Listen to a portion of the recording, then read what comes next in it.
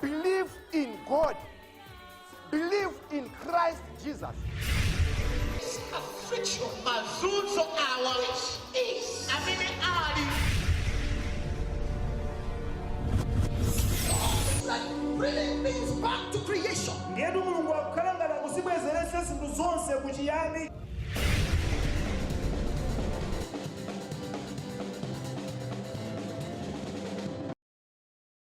Ndikulandireni ku programu ina ya Mapemphero kuchokera kuno ku TTV. Monga mwa masiku onse mumakhala ndine Peter Forte. Mapemphero athu alero achokera mu mzinda wa Blantyre kuchitawira komwe ndi ku Winners Chapel International mu mzinda umenewu wa Blantyre. Kumeneku tikhalete kumva kwambiri nkhani zokhudza kumvetsetsa kwa Chuma kapena Nsanamira za chuma cha Yehova wakumwamba. Bible limatitsimikizira kuti mwini wake wa golide ndi siliva ndi Yehova wakumwamba, osati diabo kapena njerekezi kapena satana, koma golide ndi siliva chuma mwini wake ndi Yehova wakumwamba. Ndelero Pastor Seun Olubajo amene ndi resident pastor wa Winners Chapel International kuno ku Malawi akutiphunzitsa mulaliki wake walero kumvetsetsa kapena kufunikira kumvetsetsa nsanamira za chuma cha Yehova wakumwamba. Tatiyeni tikhale limodzi. We're going to be looking at how do I assess fortune according to the kingdom of God. And we're going to be handling it with how to break the curses of life and remain free forever. It's important we know that among other things, God wants us to be prosperous. He said in 3 John verse 2, he said, I wish above all things, I wish every good thing for you, but above all things, I want you to have prosperity and vitality. So wealth and health are two major things above all things in the agenda of God for you. But if you don't know the rules of wealth and health, you will continue to give and remain a beggar. For every farmer to have harvest, they must plant seeds. But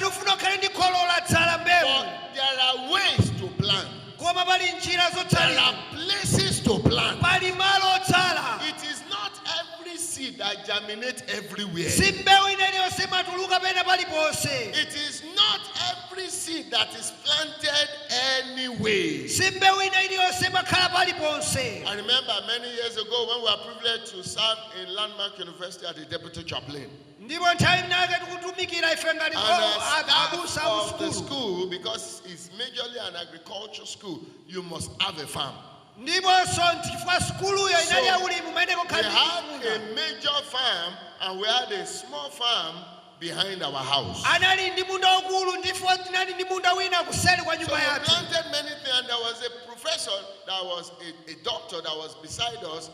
He had a very beautiful and big garden for ugu leaf. I don't know if you know ugu leaf here, but it's from pumpkin seed. But our home pumpkin in Nigeria is different from the one here in Big. So I planted, because it's very medicinal, so I planted it behind our house. And we discovered that about 70% did not grow. So I went to meet the master of because he had a beautiful farm. I went to meet him that the ones I planted, in fact, it was one that gave us the seed. The ones I planted did not grow. So he began to say, do you actually know how they plant? I said, it's not just to put it inside the ground. But that is what the layman understands. Once you put a seed inside the ground, it will germinate. Then he began to make us to understand, when it comes to that seed, there's a way you position it. There's a place that will face down and there's a place that will face up. But because we did not know know, we planted and we couldn't enjoy the harvest. Until we understood the principle of the seed and planted it well before we began to enjoy it. So money has principles. If you don't follow the principles of money, you cannot become a principal of money. If you can't master the principle of money, you cannot become a master of money. Yes, God has promised us financial prosperity. But He expects us to be intelligent to know the principles of money. So I'll be showing you some facts about money. I'm not here to tell you the normal things you know that you have been hearing for how many years you have been in Winners Chapel. But here is number one. Money is a spirit, and it has a spiritual root. Money has a soul and lives in a body. Somebody might say, does that mean money is a human being? You can say that. Because the way God created man is the same way God created money. So money is majorly controlled by spiritual laws. And somebody might be asking, how is it like that? That is why money is not distributed to everybody evenly. Somebody said, if the richest man in the world should give everybody in Africa 1 million, he will still have extra money. But nobody will ever do that. Because money has principles. In fact, when you don't understand the principle of money, if they give you 1 billion kwacha, after 2 years you will return to what you have. Because when you don't do to money what money likes, money will not like you. When you don't understand the principle of what money likes, you will lack money. Please understand that the currency of the soul, currency is the soul of money. That is why it takes knowledge to control money. Your level of knowledge as it relates to money determines your level of wealth. So the soul of money is what we call currency. That is why every nation has their own currency. Praise the Lord, somebody. And the body of money is the paper. So the paper you are holding is not actually money. That is why when you photocopy it, it is called fake. Because the soul and the spirit, they are not inside the photocopy. Are you understanding what I'm saying now? You will also discover that oftentimes the money to print the money is higher than the money. That, for you to understand, it doesn't make sense. You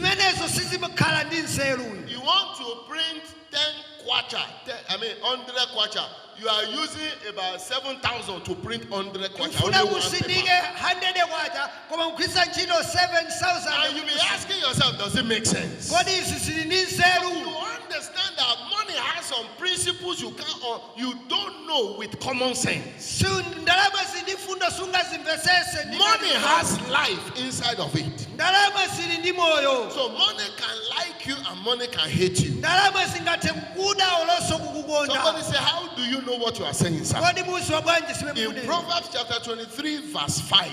The Bible says, will thou set thy eyes upon that which is not? It says, for certainly money make themselves wings and they fly away as eagles towards heaven. ndipo ndalama zimazipasa mapiko nauluka ngati zomba So when money does not like you, if you don't treat money the way money is meant to be treated, money will not like you and keep flying away. iwe ngati susamala ndalama mene ukuyenera kusamala ziuluka. And that's why sometimes you have a lot of money, you after some months, you just, how did this money disappear? nthawi ina What did I do with this money?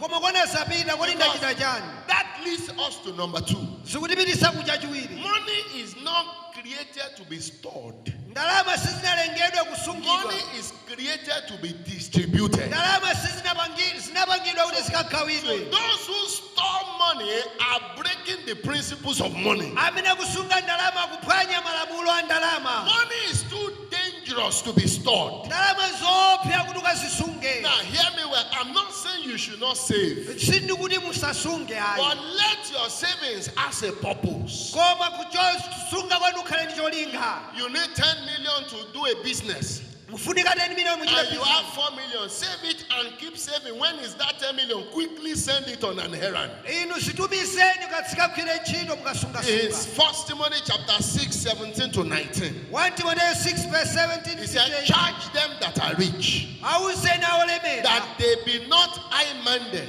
asakhala not usikusa. trust in uncertain riches, ndikudalira chuma but in the living God who giveth us richly all things to enjoy. koma mulungu atipasa zonse Verse tikasangalala. 18 said that they do good, kuti akachite bwino. that they be rich in good works, kuchita bwino musabwino. ready to distribute, kukagawa konzeka kugawa. willing to communicate, kukapereka. ready to distribute. kukonzeka So kugawa. money is created for distribution. ndalama zinalengedwa kuti zikaperekedwe. We have a parable of the talent in Matthew chapter 25, 14 to 28. fanizo la matalente. The Bible said that man came and gave different people different talents, some 5, some 2, and some 1. anapasa matalente osiyana-siyana. The wina one that 5. has 5, he went to distribute and traded with it, and he had 10. ana nawo 5 anaonjezera kukhala The 10. one that had 2 went to distribute and traded, and he had 4. wina nali ndi awiri anakhala 4. But the one that had 1, wina nali ndi he imodzi. began to complain that this man, my master, is a wicked one. If I lose his money, I will be in trouble. He now went to bury it and kept it somewhere. ndipo anaitenga ndalama nakayigwirira pena. So at his return, he went. He said, "Take back your money." anatibweresa ndalamayo. And the master said, "You are an evil person. anati ndiwe munthu oyipa iwe. Take it from him mulandeni. and give it to the one that has distributed and multiplied the money." mumpatse amene wayichulusa nayipereka. That made me to understand that keeping money too much is dangerous for you. kusunga ndalama zambiri nkopsa. Money does not like those who hoard the money. ndalama simafuna Money will kungoyipirisa. grow wings and fly away to those who distribute it. ndalama imauluka kwa iwo amene sakupereka. That is why when you keep money too much, you don't know when you lose the money. inu mukasunga ndalama zochuluka simudziwa amene But there is a mwasitayi. wisdom of where to distribute it. koma nzeru yakuti inu mukachite And that is why the Bible says in Proverbs chapter 11 verse 24, miyambo 11 verse he 24. said there is he that scattereth pali ini wina omwasa and yet increaseth. amachulukachuluka. And there's he that withholdeth more than is meet, pali wina umira kusiya but kwambiri tends to poverty. amasaukirabe. So withholding money ndi kugwirisa is a ndalama pathway to poverty. ndi njira yokasaukira. That is why a passionate pursuit of God and the interest of his kingdom with your finances is a gateway to supernatural abundance. kona iweyo kusatira mulungu ndi chikondi chako ndi ndalama zako zimangwangisa He says in Job 36:11, if they obey and serve him, akandimvera they shall spend their days in prosperity azakhala masiku and amulemera. their years in pleasure. saka zawo If you obey God and serve him with your substance, iwe akantumikira mulungu you will kupandi chuma spend your chako days in prosperity. uzakhala olemera. I prophesy, ndikunenera everyone giver in this place, wina aliyense opereka munthu may the Lord launch into your realm of financial prosperity. pakulowese In the name of Jesus. mudzina la He yesu. said, thou shalt arise and have mercy upon Zion. For the time to favor her. Yea, the set time is come. For thy servant taketh pleasure in a stone, and favor the dust thereof. So everyone that favors the cause of kingdom advancement, God decorates them with favor as a shield. I prophesy financial favor for every giver in the name of Jesus. Praise the Lord, somebody. He said the young lions do lack and suffer hunger, but they that seek the Lord shall not want any good thing. They that seek the Lord with their finances. Now, number 3. Money is a current. Number 1, money is what? Is a spirit. Number 2, money is what? Is to be distributed. Number 3, money is a current. That is why it's called currency. And in electricity, we know that current flows. Current that is stored becomes dangerous after a while. That is why, now listen to me, when you put your battery inside your remote control, after some time, and it's not being used, you discover that that battery will do what? Will swell, and some whitish substance will come out. How many of you have discovered that? Because it is not being used. The current inside is not flowing. It must find its way out. That is why some phones, when you use them for too long, the battery will swell. All those Nokia phone touch, are you understanding what I'm saying? That is why when you keep your power bank for too long also, without using it, the power bank will also swell. And it will be useless. So money is a current. And the better use of current is to flow. The purpose of current is to flow. That is why, listen to me, no one owns electricity. It is not ESCOM that owns electricity. They are only managing it for the country. Somebody said, then who is the owner? Nobody is God's own. We generated it and we are managing it. When the director of ESCOM dies, another director will go there every time, and there is no one that can claim that it's a owner. It is entrusted in their hands. And the more you distribute electricity, the more money comes to the government. So, if money is a current, it has to be distributed. And the more you distribute money in the right channel, the more money comes back to you. May I say to you without missing words, God is the owner of money. And it is entrusted into the hands of those who know how to distribute it. That is why in every business, those who are into distribution don't lack the goods they distribute. Are you understanding what I'm saying? Because in the chain of business, we have the manufacturer, we have the distributor, we have the what again? No, before consumer, we still have retailer. Then we have the consumer. Retailers can go out of good, but distributors don't go out of good. Consumer can go out of good, but distributors don't go out of good. The pipe that supplies water, even if water is not coming out, when you open the pipe, there will still be water inside the pipe.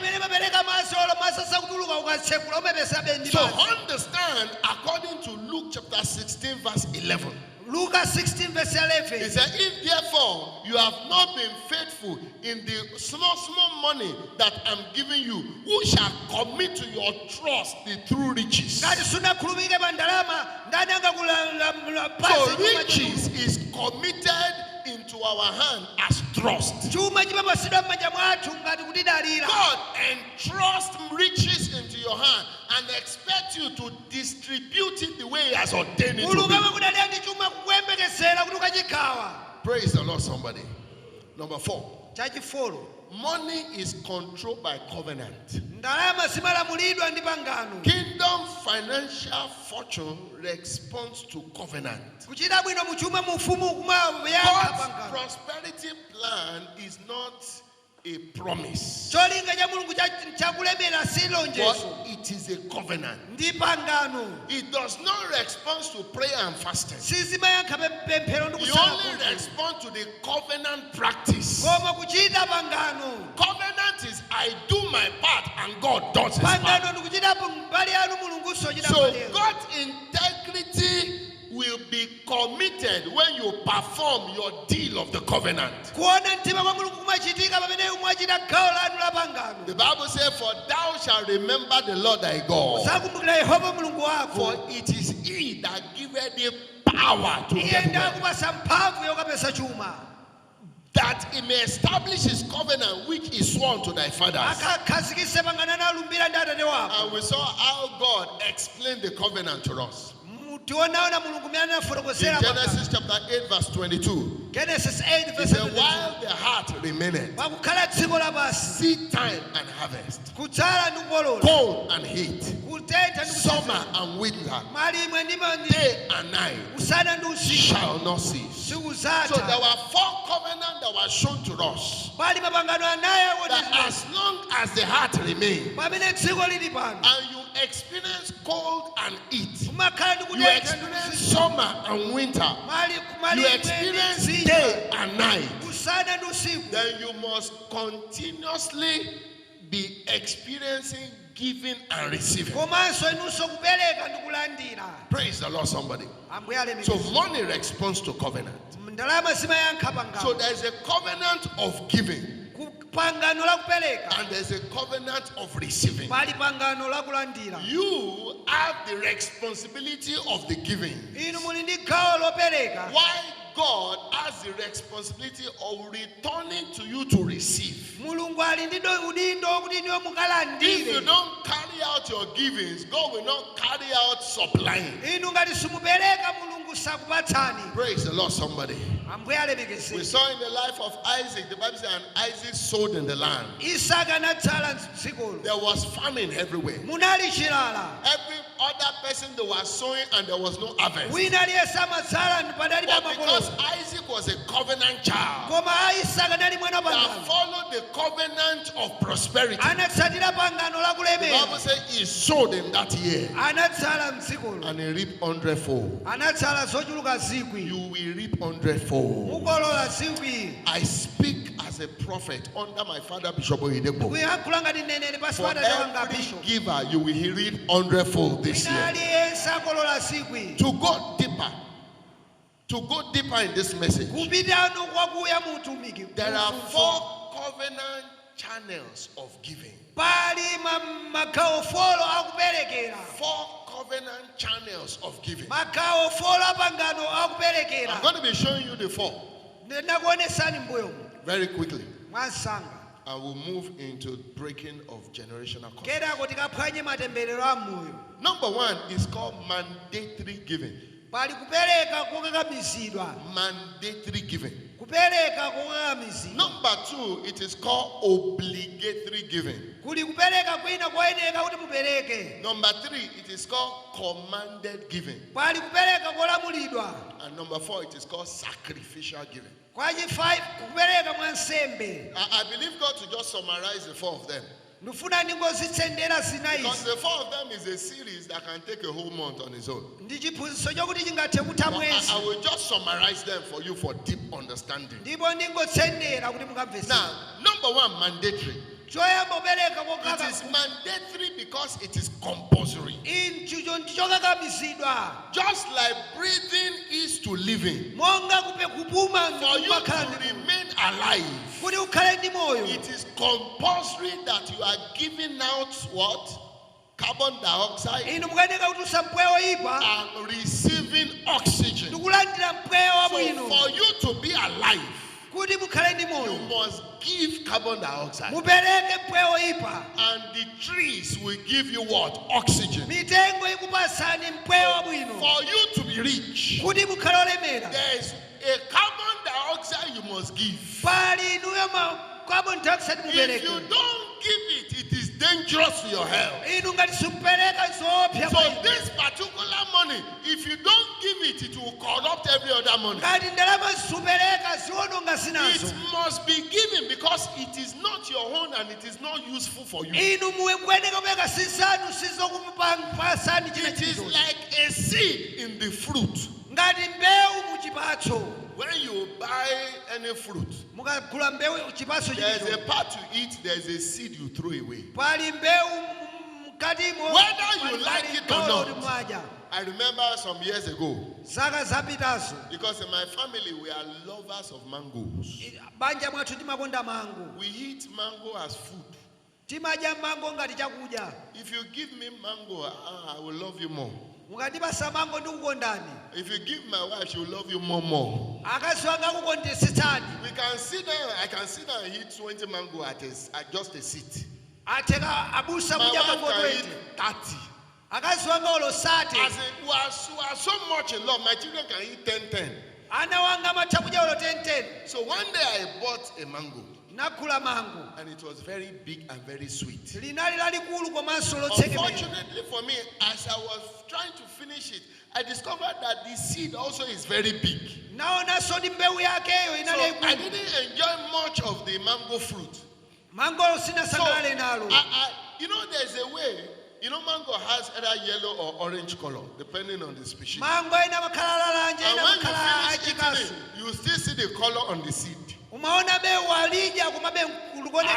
scrape all the colors, everything from the seed. You will see the seed as white. So when I got to that level, while I was scratching it, I didn't know when my teeth just opened one part of the mango. And because I was still enjoying it, I decided to open the mango and eat what is inside also. Unfortunately for me, immediately I took the bite of what is inside. It was so bitter. It was so bitter that when I swallowed the spit, it affected my system and I vomited the seed. Even all the mango I ate, I vomited it. Seed is not meant to be eaten. So in every money that comes to you, there is a fruit and there is a seed. If you mistakenly eat your seed, you will lose the seed and also lose the fruit. So this giving is called mandatory because you don't have a choice. But the God we serve is a God that gave man choice. Even though you don't have a choice, He gave you a choice to either use your brain and drop it or you enter trouble. Somebody said, what is the giving under this mandatory kind of giving? Number one is tithe. Should I say to you, tithe is not your own. Even though it comes with your business, it is not your own. Even though you use your money to buy orange, there are some seeds that are not your own, you must drop. You can't tell yourself, no, I use my own money to buy the whole orange. I must eat the seed alone. You must use the peel alone. You will suffer it later. So tithe is not your own. That is why the Bible did not say you should give tithe. Because you give what is your own. That's why the Bible says pay tithe. Meaning drop it where it belongs. The same way you don't give tax, you will pay tax. Because tax is not your own, it's for the government. Sonko ndwaboma. That's the same way tithe is for God. Kona soja kumi And, ya Mungu. and coincidentally, it is TG, tax to government, tithe to God. Cha kumi kwa Mulungu. So Sonko when ndwaboma. you hit your tax, Mukaja nsonko. naturally you can't be voted for in that nation. Iwe sungamfoteredwe. There are some things you can't have benefit to in a nation where you are not paying tax. Ngati sukupereka nsonko iwe sumakhala ndi zinthu zina zimene So there umasangalala. are many things you don't have access to when you are not paying tithe in the kingdom of Pali God. zina zimene supeza ngati supeka cha khumi mu ufumu wa Mulungu. Somebody say, what is tithe? Wina kuti cha khumi njani? Tithe is a 10% of your profit or your income. Cha khumi ni magawo khumi acha zimene Number mwapeza. 2, tithe is a financial insurance for the assurance of your blessings. Cha khumi ndi insurance ya zachuma ndi He said in madalitso. Malachi chapter 3, Malaki 3 verse 8. verse ya He 8. said, will a man rob God? Kodi munthu He said, angabere yet you have robbed me. inde He said, but mwandibera. you say, where have I robbed you? Mwandibera He kuti said, in tithe and in offerings. mu cha khumi ndi chopereka. In tithe and in offerings. Mu cha khumi ndi chopereka. So take note of offerings. Chopereka. Because I'm going to explain that very shortly. Ndi mfotokozaso. He said, you have robbed me in your tithe. Mwandibera mu So cha when khumi. you are not paying your tithe, you are a thief. Ngati supeka cha khumi ndi yokuba. Because it's not your own in the first place. Si chanu. What are the benefits of tithing? Kodi ubwino wacho cha khumi ndi chani? Every time you tithe, what are the benefits? Kodi ukapeka cha khumi umala Let ubwino me wake say ndi. this to you. Ndikuwuzeni china. It will help you. Zikuthandizani. Tithe does not make rich.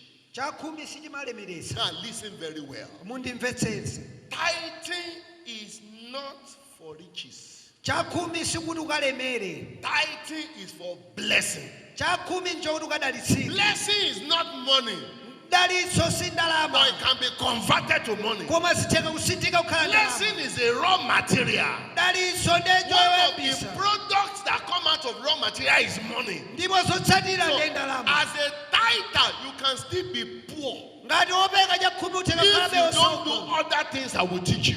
Ngati sumukuziwa ndi kuphunzitsani. Number one, what tithing does is to open the windows of heaven. Cha khumi chimamasula mazenera kumwamba. Number two, Chachiwiri. tithing gives you blessing. Chimakuwasani dalitso cha khumi. Blessing. Dalitso.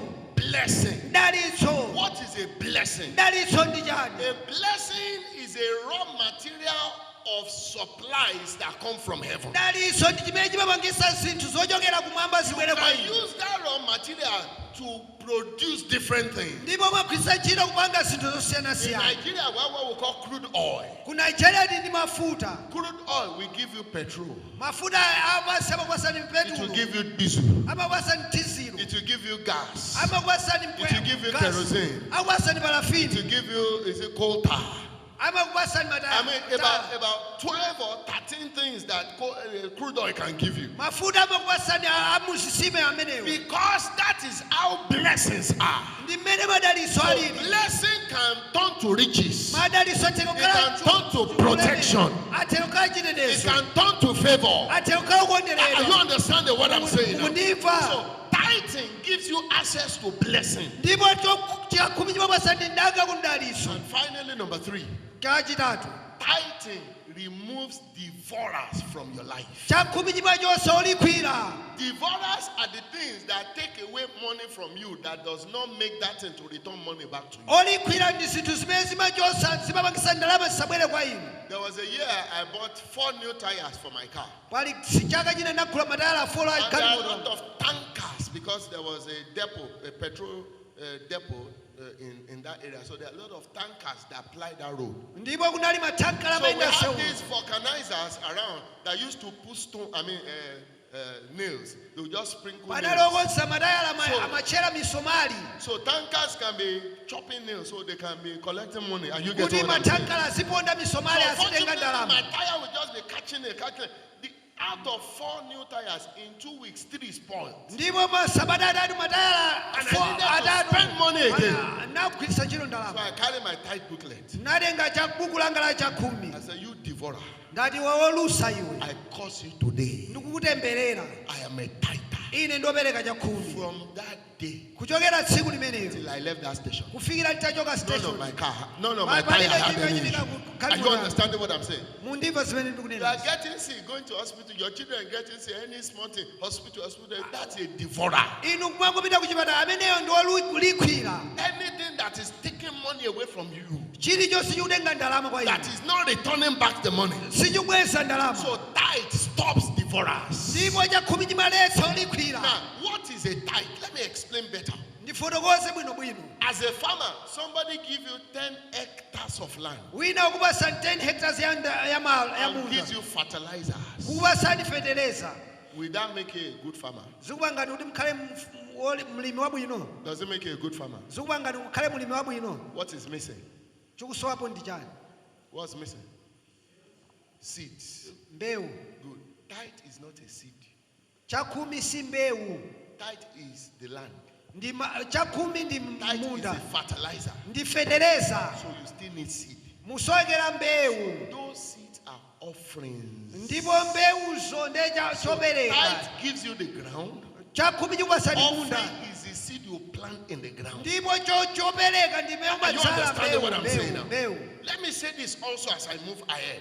pamene ndikupita patsogolo Some people have problem of giving.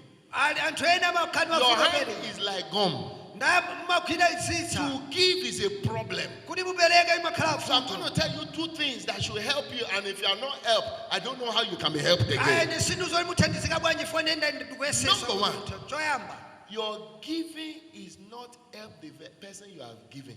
kupereka siupereka kwa wina aliyense When you have the mentality you are giving to help somebody, inu mukapereka kuti mukuthandiza wina wake the person will be helped, munthu yathandizika and that is your reward. mphoto yanu ndi imeneyi Your giving is to help you. kupereka Somebody kukuthandizeni say, but how? bwanji It's a covenant rule. ndi pa mgano You can't change covenant rules. simungasite malamulo You just apangano apply and follow covenant inu rules. mwasatira malamulo But it will apangano help you this way. zikuthandizani You motero are a farmer ndinu mulimi and you have seeds in your hand. muli ndi mbewu m'manja Then mwanu you have the ground. muli ndi munda Every time you drop your seed in the ground, mukadzala mbewu yanu mu munda are you helping the ground? mukuthandiza mundawo Can you answer me? mukuthandiza mundawo It is the ground that will help your seed, that will help your destiny. ndipo munda uthandiza mbewu yanu ithandiza tsogolo lanu Everyone you are giving to wina aliyense mukumpatsa is a ground to germinate and return back ndi to you. munda kuti niwo ukaphukire uku When you give to the poor, you are not helping the poor, you are helping yourself. inu mukapereka kwa osowa simukuthandiza osowa Why? The mukuthandiza Bible says, he that giveth to the poor, lendeth unto the Lord, wopereka kwa osowa and the amathandiza Lord will pay him back. mulungu ampatsa So don't have this, I'm a helper. You are not a helper, you are osati being ndi helped. mthandizi inu mukuthandizika You give to your pastor and you are feeling big. You better know that is a platform for you to be helped. inu ndi malo anu akuti mukathandizike Are you simukuthandiza understanding what I'm saying? now? mundimva zimene When you have that mentality, you calm down. mukakhani malingaliro amene mudekha When a farmer refuses to eat and turn the food to the seed and go and plant it, he might suffer for a while. But very soon, when harvest comes, he will begin to mulimi enjoy. amavutika kwa kanthawi akatsala koma kholo likafika That masakala he leaves your hand does not mean it has left your life. inu zikachoka m'manja mwanu sizichoka mmoyo wanu That is what every other giving does. zimene chopereka chilichonse So chimachita tithing prepares the way. chakhumi chimapanga Every njira other givings launch you into prosperity. ndipo kupereka kulikonse kumakulowetsani So I'm kulemera going to be showing you all those givings right now. ndikuonetseni kupereka konseku Now, of course, inside the compulsory giving is offerings. ndipo kupereka kokakamizidwanso kuli chopereka We have what we call worship offering. chopereka cha malambiro The Bible says, do not come appear before the Lord empty.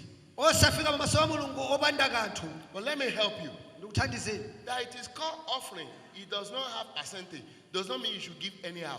sikuti chifukwa ndi chopereka ndiye musingopereka mwachisawawa Offerings can be accepted and it can be rejected. chopereka chimalandiridwa kapena kukanidwa It's not everything you give people that they accept it. chilichonse imwe mapasa anthu Oh my God. amalandire When you see Abel asking, mukamfunse abeli when you see Cain asking, mukamfunse the kaini Bible says Cain and Abel gave to the Lord. kaini ndi abeli anapereka kwa mulungu And the Lord accepted the giving of Abel Mulungu anavomereza and kupereka kwa Abeli. rejected that of Cain. Nakana kwa Kaini. You don't give God leftovers and you expect him to respect your Inu giving. simampasa Mulungu zotsala kuti When alemekeze your zokupereka. giving is not expected, don't expect any return from it. Inu ngati kupereka kwanu sikunalemekeze But understand, God knows your level.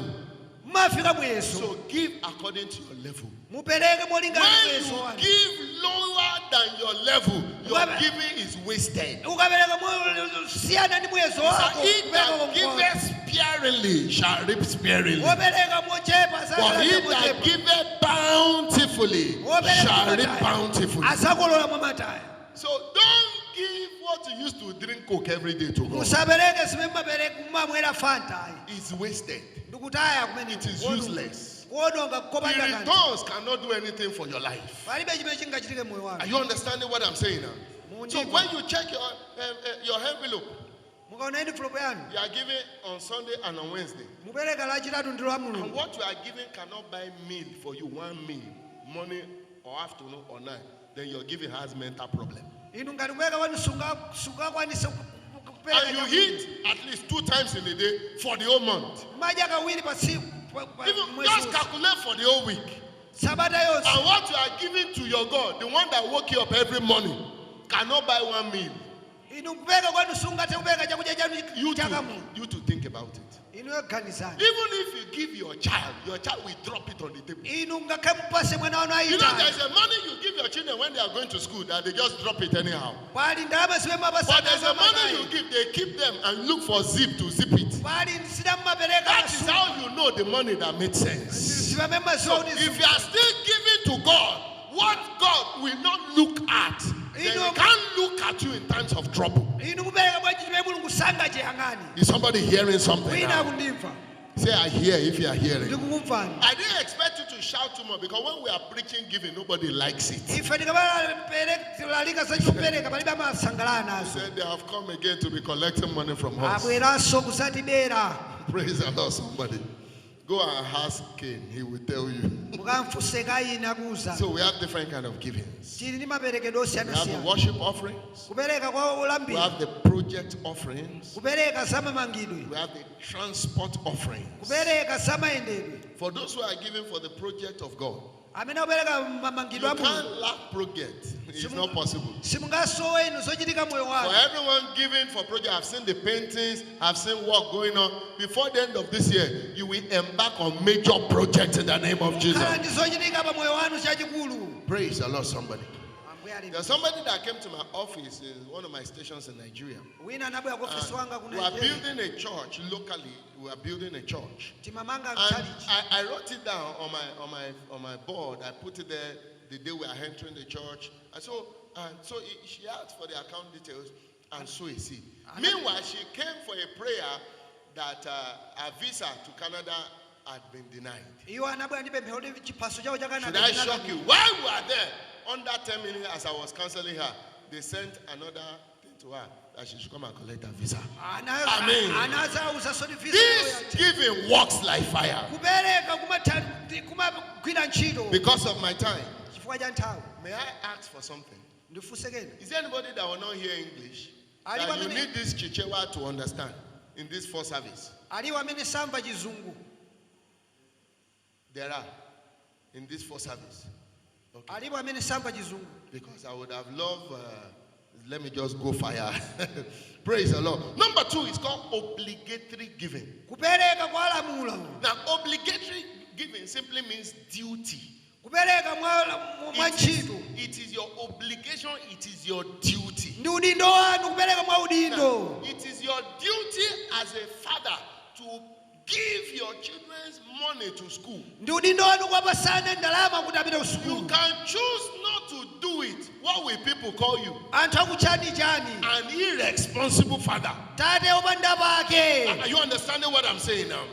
It is your duty as a mother to breastfeed or to give the milk that looks like breast food to your babies. Ndi udindo wamayi kupereka kuyamwitsa mwana wawo. So it is an obligation, it is a duty. Ndi udindo. But going ahead of that, Kupita patsogolo. it is your duty because of what those people have done to you. ndi udindo chifukwa cha anthu zimene akuchitirani. So when you are importing your goods to Malawi, mubweresa katundu kuchokera kunja kubwera ku and they Malawi, get to Tanzania at the seaport, mukafika ku Tanzania you pay what we call duty fee malipira inuyo jute to clear your goods. kuti katundu wanu If you abwere. don't pay that duty fee, your goods will not be delivered. Katundu wanu sapatsidwa. Remember, they are your goods, Ndi katundu wanu. but you need to pay that fee for your goods to be delivered. Mupereke kuti katundu wanu But your amasulidwa. good is coming from another nation to your nation. Katundu akuchoka dziko lina kubwera dziko As lina. long as it is crossing border, you must pay duty. Akamadusa maboda muyeneka kulipira When you jute. refuse to pay duty, then money you'll be entering. Ikupanda kulipira. At a particular time, if you refuse to go, you lose the good. Katundu chauma mutaya. There are individuals in your life that have done some things to your life. Pale anthu ena achita zina moyo wanu. And it is your duty to give to them. Ndi udindo wanu kuti muwapase. If you refuse to give, what will happen? Ukapanda kuwapasa Some chitecha. goods that are supposed to come from heaven to you, you need them as a channel for them to be delivered to you. Katundu wanu uyo sapasidwa If fwe wali you don't ngati. pay the duty fee, Ngati sulipira there are jute. many goods you are losing. Katundu uyo Who mumutaya. are these people in your life? Kodi anthu andati. Number one, your parents. Choyamba ndi makolo If you anu. are not giving to your parents, you are losing a lot. Ngati sunapereka kwa The makolo Bible ako says, sunu. honor your father and your mother, Lemekeza tata wako ndi amako. that it might be well with you, Zikhale bwino and ndiwe. you shall live long on the earth. Usakhala masiku anu So autali. being well with you is part of the goods. Kukhala bwino ndi mbali ya Longevity katundu. is also part of the goods. Kukhala ndi moyo So if utali. you are not giving to your parents, Ngati supeka kwa makolo it ako. won't be well with you the way it ought to be well with you. Sizikhala bwino ndiwe mene zikuyeneka Somebody kukhala. say, what have they done for me? Mene zikhala. That it becomes a duty I give to them. Udindo wanga kuwapasa. They brought you to this world. Anandibweresa pa dziko pano. That's all. Basi. They didn't send me to school. Sale nditumize ku sukulu. They became irresponsible. Anakhala But it does not stop them being your parents. Koma They sizisusiya are now herbalists. If I give to them, they will use the money against me. ate gwisa chiro It mosusana. doesn't stop them from being your parent. God cannot give you a law to give to your parent, and your giving will work against you. Mulungu sungapase makolo ako kupanga zoti asusane nawe. So tell your neighbor, obey. Mvera. Give to your parent. Pereka ni kwa makolo. I can smell that somebody is saying, thank God my parents are dead. Wina ine ndo amasiye ine. Who is the oldest in your family? Wakulu mbaja mwanu ni You ndani. better look for and be giving to them. Mwapatsa amenewo. When the biological parents of our father Bishop, the father and the mother, I was in Landmark University that time. When the mother died, he looked for two other women in the family that are old, gave them cars, drivers, and put them on salary.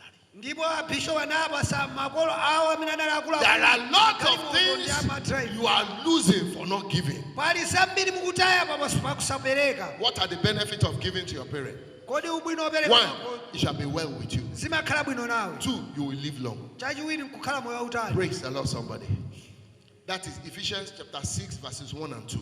Efeso 6 verses. The other giving, under obligatory giving, is given to your pastors. Kupereka kwa azibusa anu. Many people don't like giving to pastors. Ambiri sako ndopereka kwa azibusa. But it's not a problem. You are the one losing in the first place. Mukuluza ndinu. Now, the Bible says in Galatians chapter 6, verse 6, Galatia 6 verses it 6. said, let him that is taught in the word Yesu ophunzitsidwa mawu. communicate unto him that teacheth in all good things. Apereke kwa iye ophunzitsa mu zinthu zonse So, zabwino. anyone that is teaching you the word of God, Wina aliyesa ophunzitsani mawu a it Mulungu. is your duty to communicate back to them in all good things. Udindo wanu kupereka kwa iwo. So you give them money, Mwapasa you give ndalama. them good shoe, Sabato you yabwino. give them good shirt, Mashati you abwino. think of their wives, Akazi you wawo. think of their children, Ana wawo. you give to them. Apatseni. Somebody say, where do I have what to give?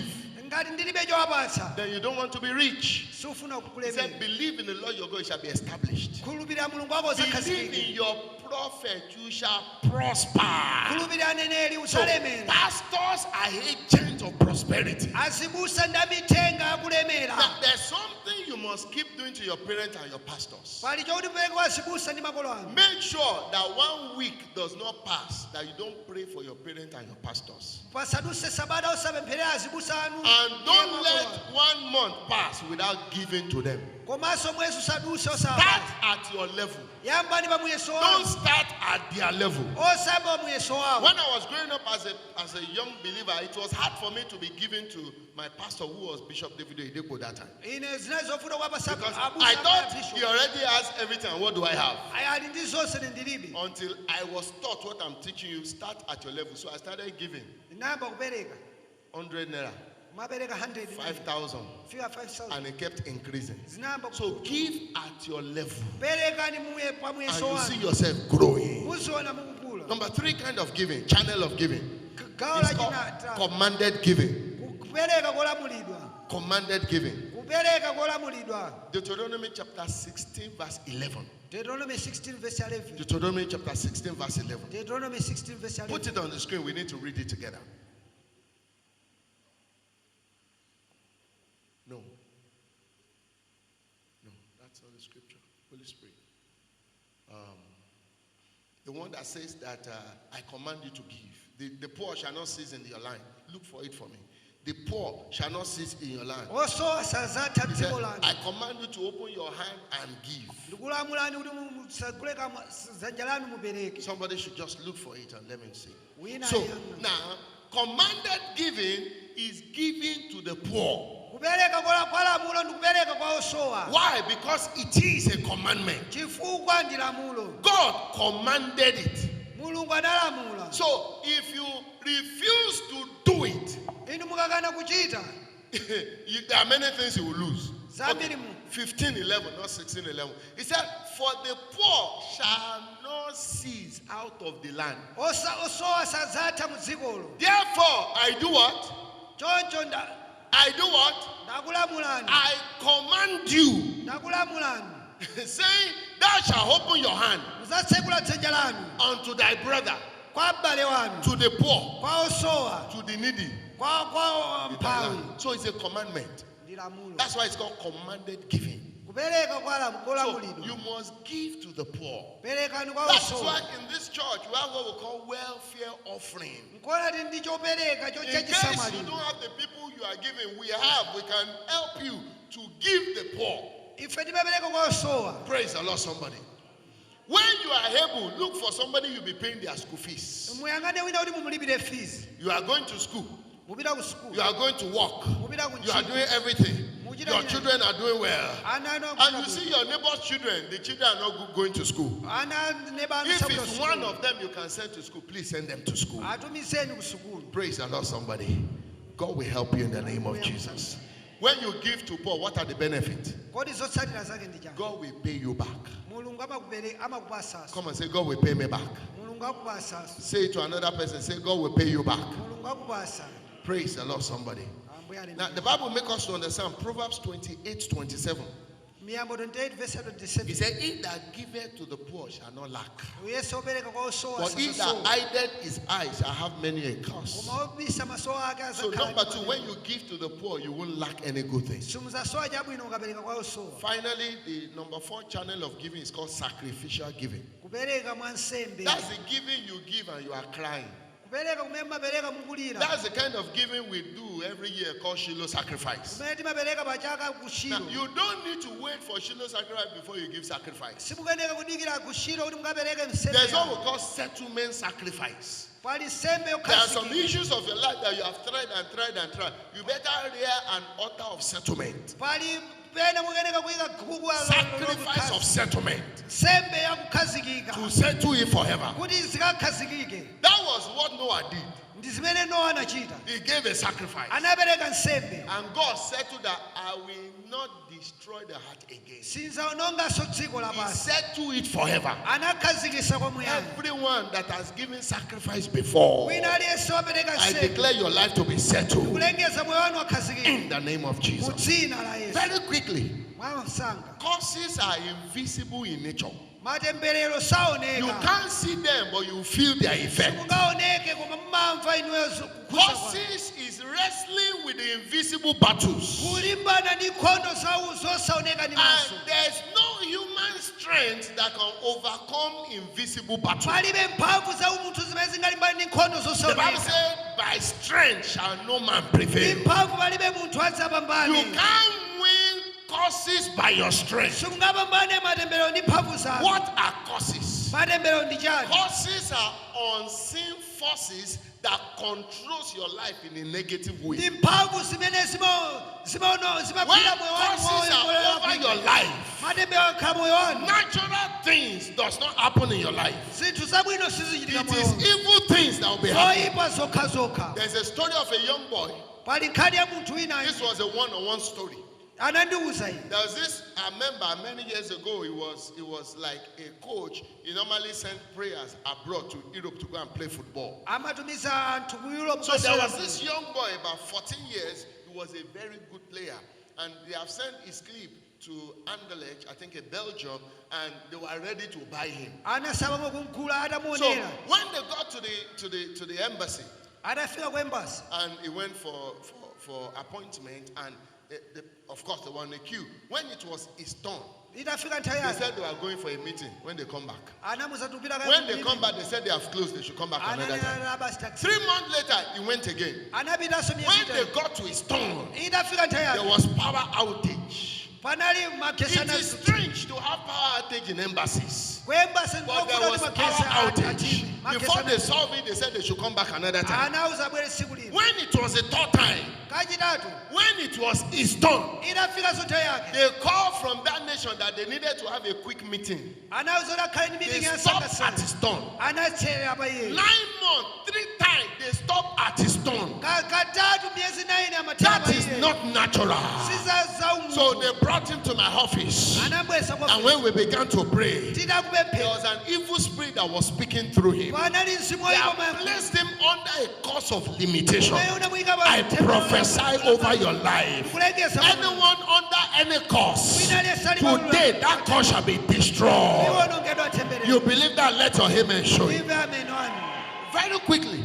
How do I overcome the causes of life? Because I'm sure everybody understands what causes are. But it's better you know that causes are real. But more real is our blessing that will terminate the causes.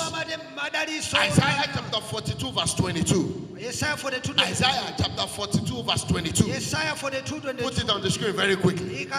May I say to you, don't give too much emphasis on causes. Give too much emphasis on the blessings that can destroy the causes. He said, but this is a people robbed and spoiled. They are all of them snared in holes. They are hid in prison houses. They are for a prey. That is what causes do to people. It makes you to be a prey in the hand of the devil. It makes you to be robbed off of what belongs to you. But from today, everything that belongs to you begin to come your way. But understand that Jesus has paid the price for your causes.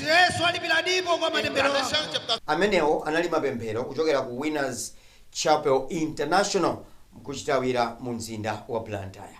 Dzina langa ndi Peter Forte, ndikupira kuti lero tadalitsika tamvetsetsa Nsanamira za chuma cha Yehova wakumwamba. Bible muja monga linenera mwini wake wa golide ndi silver ndi Yehova wakumwamba. Kodi mwapindula motani? Ngati mwapindula komanso mwasangalala ndi ulaliki wa lero, zakhale ndi pomwepo sabata yamawa pamene tidzabwerenso ndi ulaliki wina. Ndine Peter Forte, pitizani kuonera ma program otsatira. Ndapita.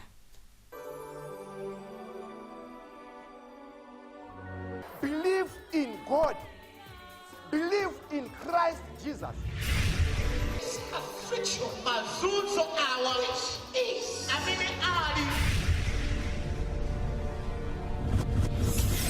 like bringing things back to creation. Ndiye Umulungu akukalangala kuzibwezeretsa zinthu zonse kuchiyambi.